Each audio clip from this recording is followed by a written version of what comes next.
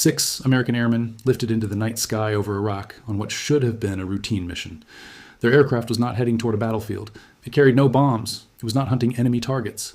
Its job was simply to keep other aircraft flying. But hours later, that aircraft was falling out of the sky. When the wreckage finally hit the desert floor in western Iraq, all 6 crew members on board were dead. At first glance, the incident appeared to be a tragic aviation accident, another reminder that military aviation remains dangerous even far from combat. But the real story of that crash may not be the accident itself. The real story is the massive invisible system that aircraft was helping to keep alive. And what happens when even one part of that system fails? Late at night over the deserts of western Iraq, the sky often appears completely empty. From the ground, there are no visible signs of activity. No engines overhead. No aircraft lights cutting through the darkness. But high above the clouds, an entire network of aircraft can be operating at the same time. Fighter jets patrol long flight corridors across the region. Surveillance aircraft monitor missile activity and drone launches. Electronic warfare platforms scan radar networks and communication signals. And overseeing it all are command aircraft that coordinate these operations across several countries at once. Together, they form something rarely seen by the public: an aerial infrastructure, a system that allows military forces to operate across vast distances without ever touching the ground. At the center of that system are aircraft most people rarely notice: the tankers. Aerial refueling aircraft rarely appear in headlines. They do not launch missiles. They do not conduct bombing missions. But without them, modern air warfare would look completely different. Combat aircraft have limited range. Even the most advanced fighter jets can only remain airborne for a certain number of hours before their fuel runs out. Aerial refueling changes that equation entirely. Tankers allow aircraft to refuel while flying. A fighter approaches slowly from behind. A refueling boom extends from the tanker's tail. The 2 aircraft connect while flying only meters apart at high speed. Fuel flows directly into the receiving aircraft. Within minutes, the fighter can continue its mission with a full tank. Then it disappears back into the night sky. It is one of the most delicate maneuvers in aviation, and it happens thousands of times every year.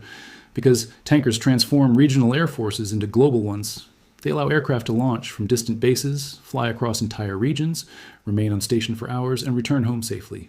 In effect, they turn the sky itself into a logistical network, invisible fuel stations suspended in the air. On the night of March 12, 2026, 2 of those aircraft were operating together above Iraq. Both were KC-135 Stratotankers, one of the workhorses of the United States Air Force. Each aircraft stretched more than 40 meters from nose to tail.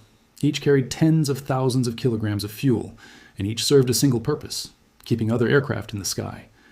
Across the Middle East that night, American and Allied aircraft were already conducting multiple missions. Fighter patrols monitored regional airspace. Surveillance platforms tracked missile movements across several countries. Electronic warfare aircraft analyzed radar signals.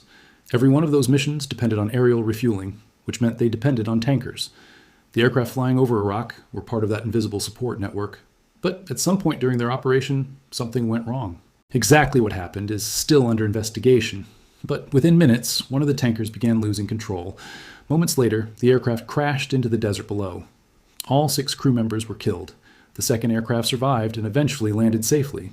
But almost immediately, the crash triggered a wave of speculation across the region. Some militia groups aligned with Iran quickly claimed they had shot down the aircraft. American officials rejected those claims, saying there was no evidence of hostile fire. Instead, preliminary reports pointed to an operational incident between the 2 aircraft.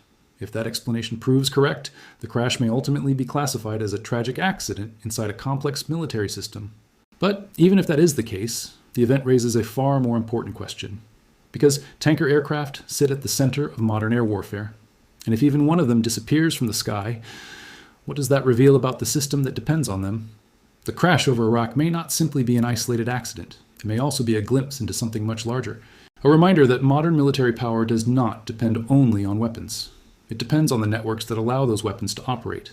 And when even one link in that chain breaks, the consequences can ripple across an entire battlefield, which raises the deeper question behind this story. Not why one aircraft crashed, but how vulnerable the system behind it might be. To understand why the crash of a single tanker aircraft matters, you first have to understand how modern air campaigns actually function. Most people imagine fighter jets flying directly from their bases to the battlefield, engaging targets and returning home. In reality, modern air warfare is sustained by an enormous logistical structure operating far above the ground. Tankers provide fuel. Surveillance aircraft collect intelligence. Electronic warfare platforms monitor radar networks and communications. Airborne command centers coordinate movements across entire regions. Together, these aircraft create a floating infrastructure in the sky. And within that infrastructure, aerial refueling aircraft play a central role. A fighter jet's range is limited by the amount of fuel it can carry. Even advanced aircraft like the F-15, F-16, or F-35 cannot remain airborne indefinitely. Without refueling, patrols would be shorter. Strike missions would require closer bases. Surveillance coverage would shrink dramatically. Aerial refueling removes those limitations. Aircraft can launch from distant bases, refuel en route to their operating areas, remain on station for extended periods, and refuel again before returning. In effect, tankers multiply the reach of every combat aircraft. This capability is particularly important in the Middle East. The region spans thousands of kilometers and includes multiple areas of strategic interest. American forces monitor missile facilities in Iran, track militia activity in Iraq and Syria, observe drone launches across the Persian Gulf, and protect shipping routes in international waters. Many of these missions require aircraft to remain airborne for hours at a time. Tankers make that possible. To support these operations, if a tanker becomes unavailable, aircraft waiting for fuel must divert.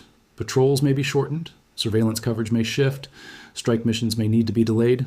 Operational planners must rapidly redesign the entire network.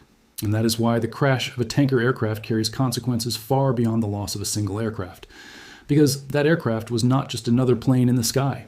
It was a critical node in a complex operational system.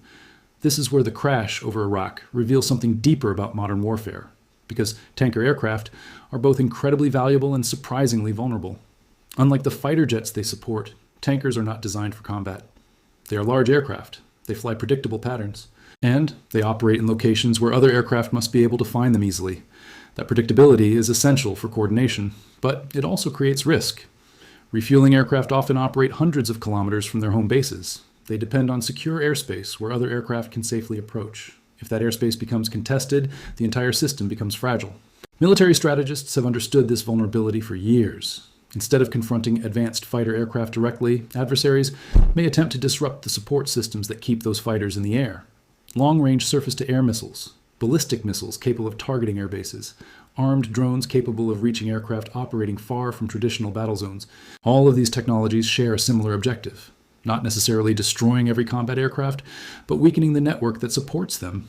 If refueling aircraft are forced to operate farther from operational zones, fighters lose valuable time on station. If refueling becomes less reliable, patrol patterns must change. Gradually, the effectiveness of the entire system begins to decline. This concept is increasingly shaping military planning across the world. Modern warfare is no longer defined only by individual weapons.